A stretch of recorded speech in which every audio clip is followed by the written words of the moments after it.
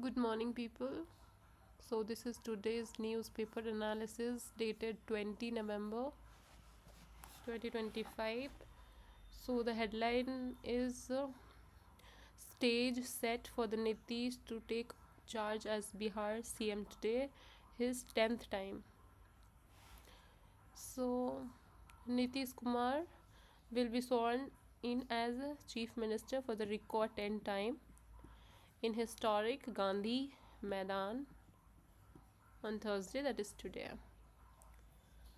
Okay, so next it is about genome edited crop in a boost to indigenous efforts such as genome edited crop breeding. Indian scientists have developed what is claimed to be a miniature alternative to the CRISPR-Cas proteins based technology to precisely cut and tweak the DNA of plant. Actually इसमें ना बहुत सारे statics portion आ जाएंगे science and take के, जैसे what is molecular scissor, what is CRISPR technology, what is transposon and crop breeding. ठीक है, तो that you have to go through.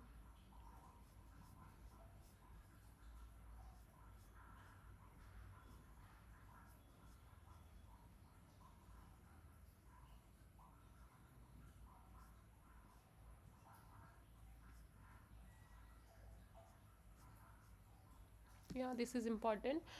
Prime Minister to attend G20 summit in South Africa tomorrow, expected to meet the Japanese counterpart. Prime Minister Narendra Modi will be visiting Johannesburg, South Africa on November 23 to 21 to 23 to attend the 20th G20 Leaders Summit. This will be the fourth consecutive G20 summit being held in the Global South. India has hosted this summit in 2023, followed by Brazil in 2024, and Indonesia has hosted the summit in 2022. The summit, the Prime Minister will put forth the India's perspective on the G20 agenda. The Prime Minister is expected to speak in all the three sessions of the summit.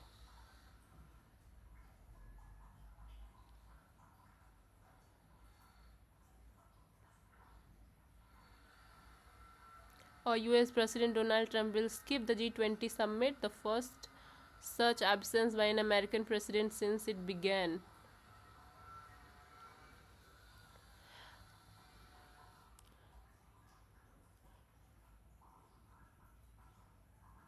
PM Modi released the 21st installment of PM Kisan of 18,000 crore to nearly 9 crore farmers, as he said that India was on the path of becoming a global hub for natural farming, calling the movement both a vision and a necessity for reviving the soil fertility and reducing the country's dependence on chemical.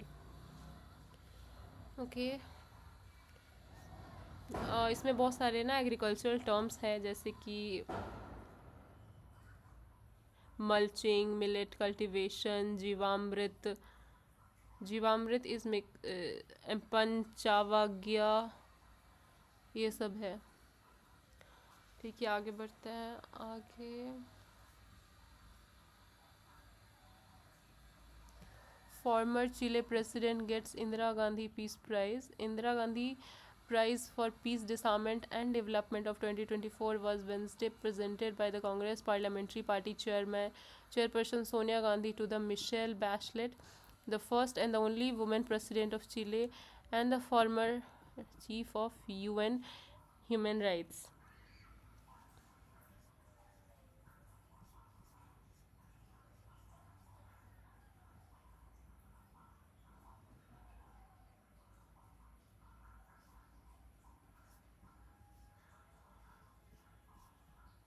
Okay, this is about COP30.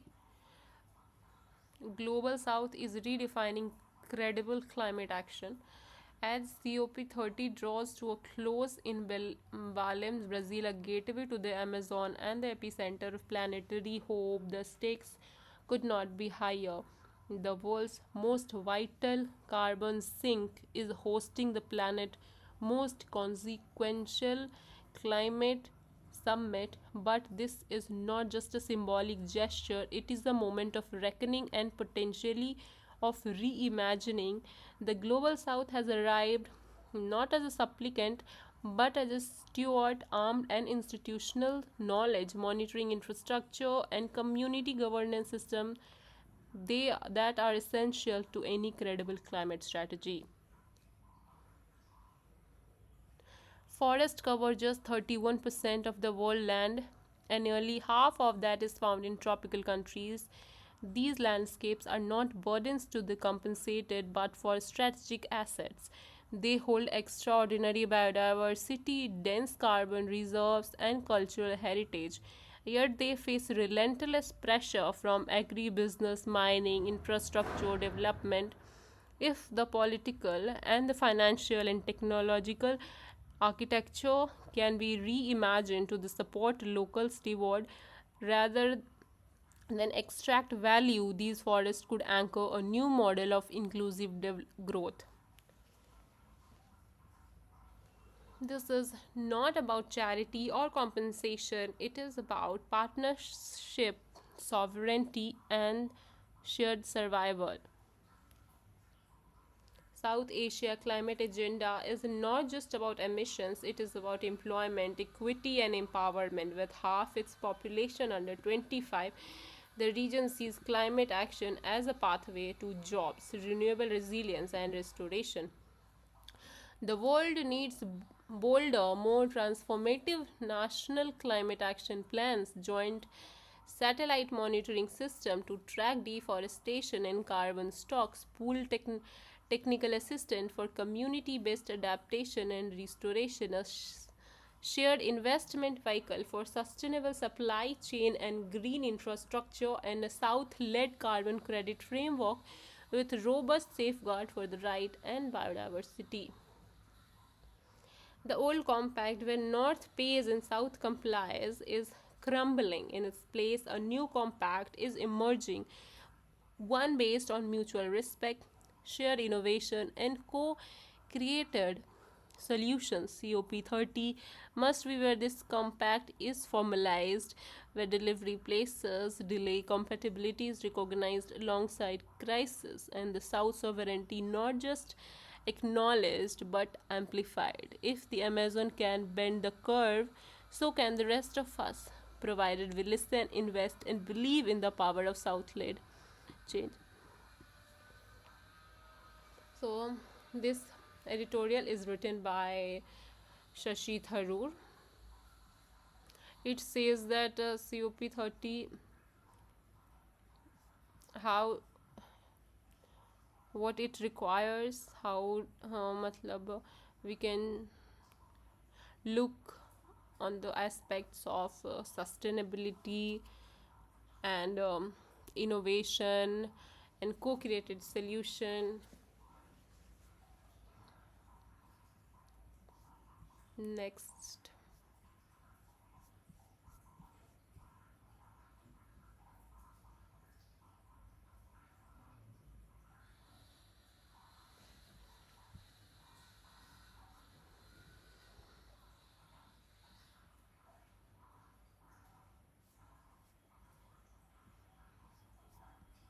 This is interview of Surya Kumar.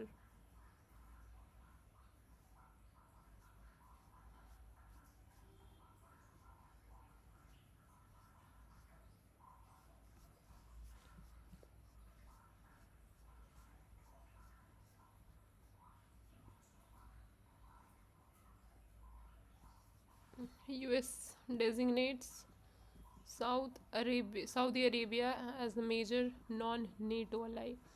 Static में आ जाएगा NATO.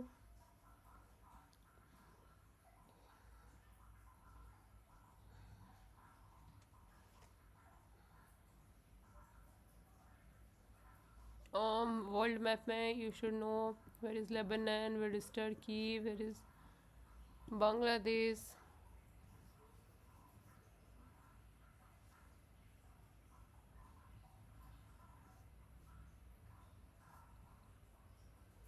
Yeah, this is like Important three states, 25 years, stories so far, road ahead. Chhattisgarh, Jharkhand, and Uttarakhand attained statehood in 2000. In 25 years since, they have had some key successes, but significant challenges remain. Adivasi homeland fight won, but battles remain. Jharkhand, ये झारखंड के बारे में है, उसका genesis of demand, brief history, and the dream unfulfilled. Jharkhand was carved out of Bihar on November 15, 2000. This was the culmination of decades long fight to protect the Adivasi identity and resources. But 25 years on, Jharkhand's foundational promise remain unfulfilled. Throughout the late 18th and 19th century, colonial forces upturned the Adivasi way of life in Chota Nagpur. These disruptions led to the periodic rebellion in which Adivasi took up arms against imperial officers and their non-Adivasi collaborators. A dream unfulfilled. The bifurcation of Bihar was prima facie to the Jharkhand's benefit. A new state, having inherited the region's mineral and industrial resources, had a significantly higher per capita income. That said, neither state was to do. Jharkhand was 26th on the list based on per capita income, while Bihar was at the bottom. This remains the case. Similar trends can be seen with regards to the other indicators, from literacy rate to the gender ratio. Despite holding close to 40% of India's mineral wealth, a vast majority of people in Jharkhand continue to struggle with poverty, unemployment, and a lack of access to crucial infrastructure. यहाँ पे data है, graphs.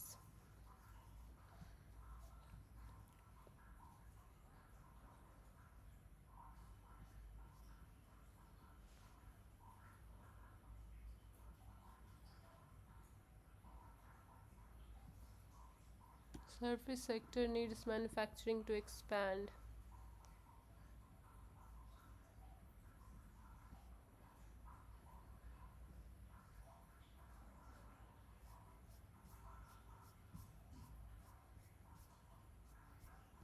So this was all about today's newspaper. Thank you.